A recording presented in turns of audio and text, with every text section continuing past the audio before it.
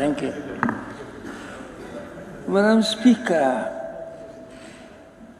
Parliament is not a place to promote obscurantism.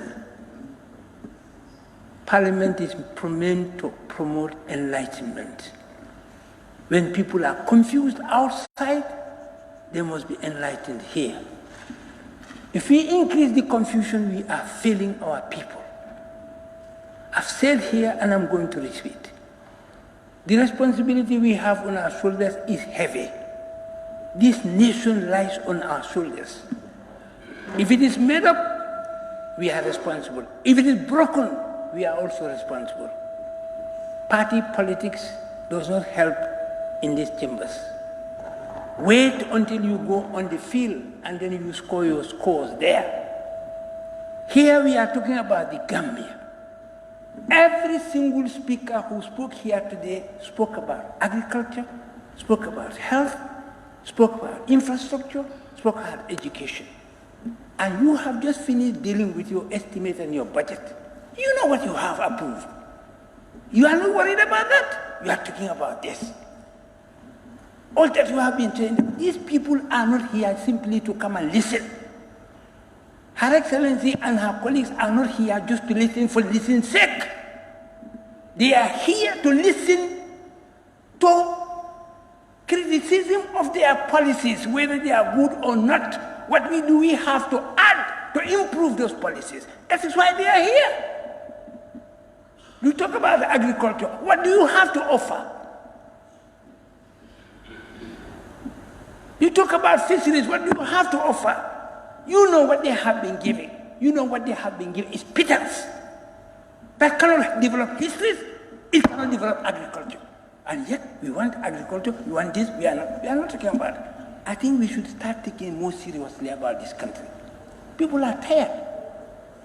50-something years, you are still talking about not having water to drink. 57 years, you are saying you don't have electricity in your houses. You are talking about electricity, people are talking about water. What is priority? A term that has been used for ages in this country and it has not solved anybody's problem. Priority, prioritize. What do you prioritize? Development, for me, priority is not a word to be used in development.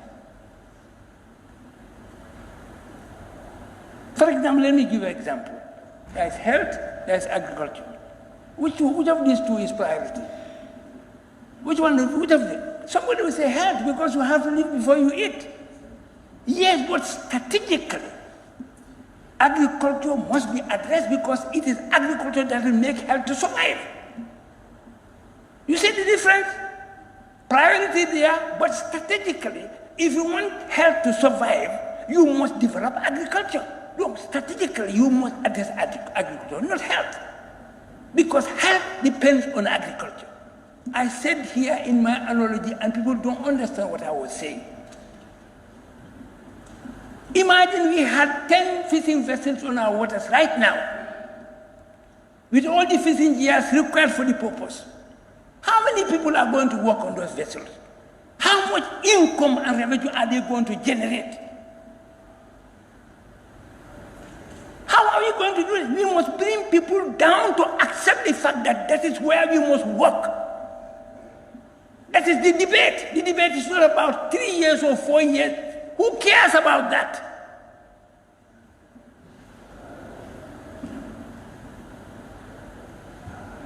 Let us not be hypocritical about things. That was dead since 2017. Nobody talked about it. When it was being killed, when it was being assassinated, they were clapping. And when things went another way around, they are crying. What's your problem? We should stop being hypocritical about matters. Development is not about hypocrisy. Development is about thinking strategically and being ready to sacrifice. But you are not prepared to sacrifice. When I jokingly made a proposition here, the next day they wanted to cut my throat. Everywhere I went, you are mad, you are mad. And it is, for me, it is concrete. You are indebted to your neck. You don't have anything you do in this country, you have to borrow or you have to beg. I say, okay, for 2020, let us all sacrifice all our allowances every month for 2020. And then we address the development of the deficit and pay Al-Karafi, 180 million. You would have made over $7 billion. They say, I am mad. You are talking about allowance. Farmers have their groundnut, which is already a liability in their hands. You are their representatives. Somebody is talking about the trade season. Farming has become a liability to the people of this republic. You are not talking about that. Your farmers are not going to have their groundnuts bought. And even where they are bought, it is going to be bought cheaply. Nobody wants your groundnut because the quality is no longer good. They have said that over and over. And no effort is being made to change that. And unless that is changed, you will not have any market for your groundnuts. What's wrong with people in this country? When are we going to start thinking, not for ourselves, but for our people who entrust us with this responsibility? We come here, we start insulting each other. What is the problem? My colleagues, I'm very sorry, but we must stop this. This place is not meant to come here and start making scores against each other. We know people are just being hypocritical, but you know the problem where it lay. When the problem started, you kept quiet.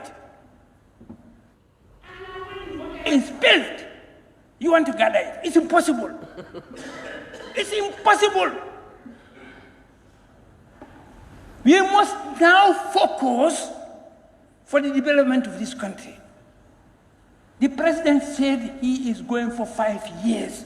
You cannot do anything about that. That is what the law permits him to do.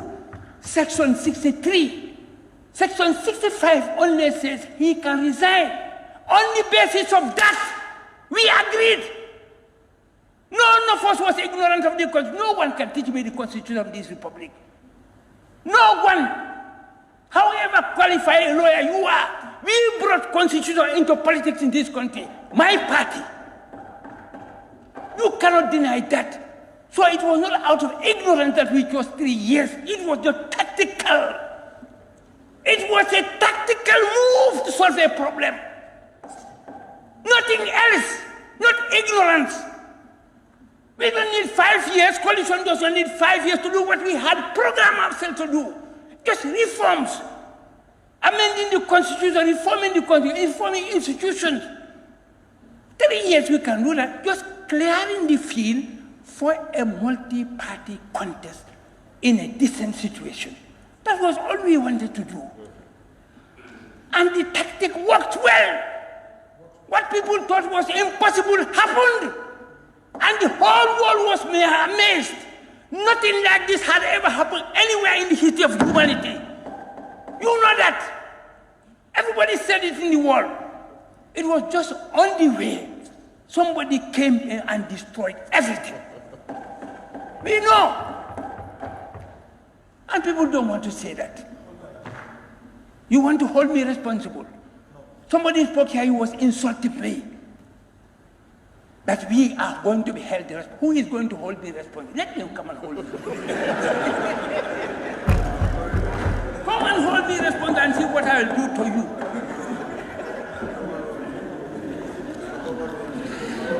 Who can hold me responsible? No one. I'm very proud for what I have done.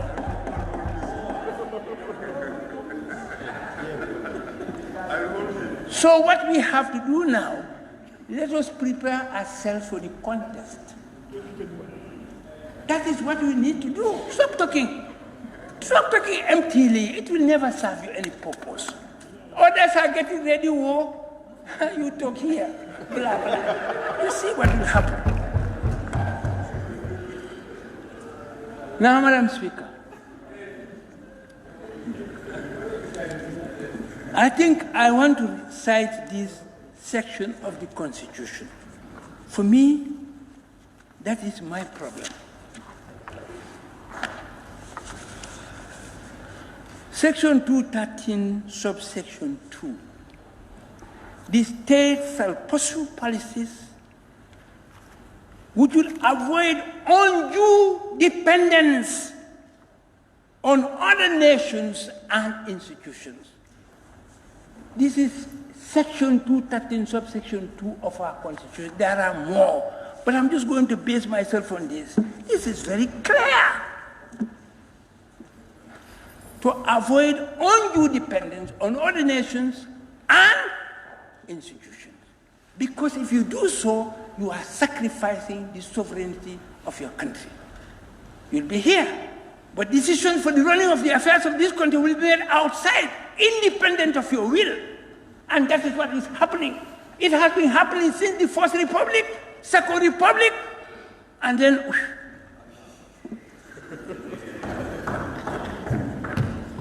And so this is what we have to address.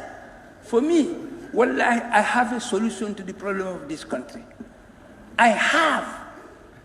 If I'm given the means, I will address and solve the economic problems of this country, but not without sacrifice. I emphasize, and not without sacrifice. You have to sacrifice. Me, I'm prepared to sacrifice all my allowances forever. If that will solve the problem, and it will help to solve the problem. All those people who are receiving big allowances in this country, they can forgo them and depend on their salaries for survival. Sacrifice in the spirit of developing this nation, in the interest of all of us. We can do it. Or, let us create a think tank on agriculture. Let us create a think tank on the productive sectors of this economy to address the issue of where and how are we going to generate income without recourse to begging and borrowing. China has done it, and we can all do it, but they didn't do it without sacrifice. They didn't care about what happened in the world. They closed their door to the world. Bamboo curtain, we will also use cedar curtain here, and we'll develop. We can do it. We have people with intelligence, we have people with commitment, we have people with sacrifice, spirit of sacrifice. Why can't we do it? We should be tired of begging. Somebody said here, water. Yes, 95% of boreholes in this country are begging. They are grants or loans, in fact grants. How can you depend on grants for your survival? Water is primary to my survival. I said here, development can never be development unless everything that is primary to your being is handled and controlled by yourself. If you can do that, then you are dependent. You are not independent. Anything that is primary to our development must be generated by ourselves, must be controlled by ourselves. Anything secondary, wow, it can come anytime. But primary, we control it. We cannot do without that. That is what we must begin to do in this country. As from next year must be a year of fundamental change. A stop to begging, a stop to loans. We can. No nation has been developing loans and begging. It is not possible. You have 2 more minutes. In fact, you can make it 3 because I'm the father of the... Can you come up again? You